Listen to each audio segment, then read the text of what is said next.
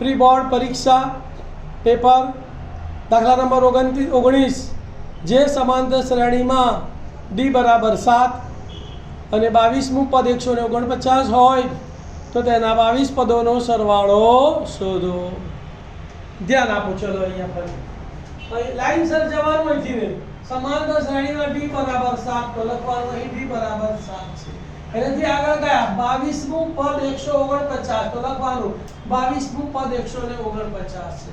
22મું પદ એટલે a વત્તા 21d. 22મું પદ એટલે તો માટે a વત્તા 21d બરાબર 149.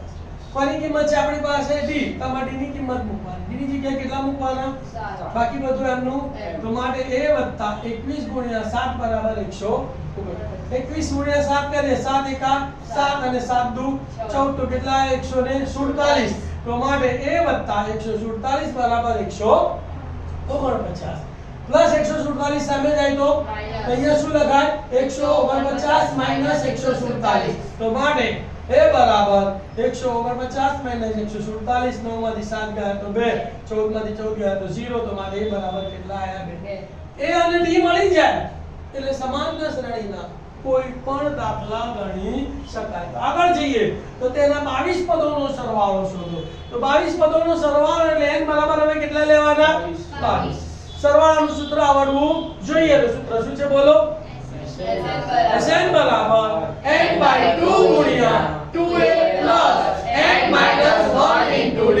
ચલો n ની જગ્યાએ 22 મૂકીશું. s22 બરાબર n/2 તો 22 છેદમાં 2 ગુણ્યા 2a એની જગ્યાએ કેટલા મૂકવાના છે બોલો? 2.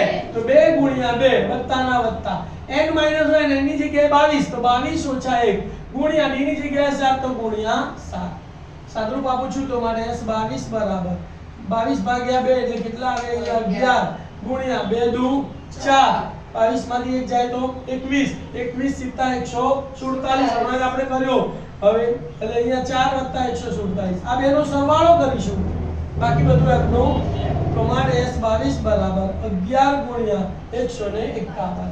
11 એકાનો ઘડ્યો 11 એકા 11 11 એકડો વધી પડી 1 11 પંચા 55 56 નો છગડો વધી પડી 5 11 એકા 11 11 ને 5 16. તો માટે s22 બરાબર 1661.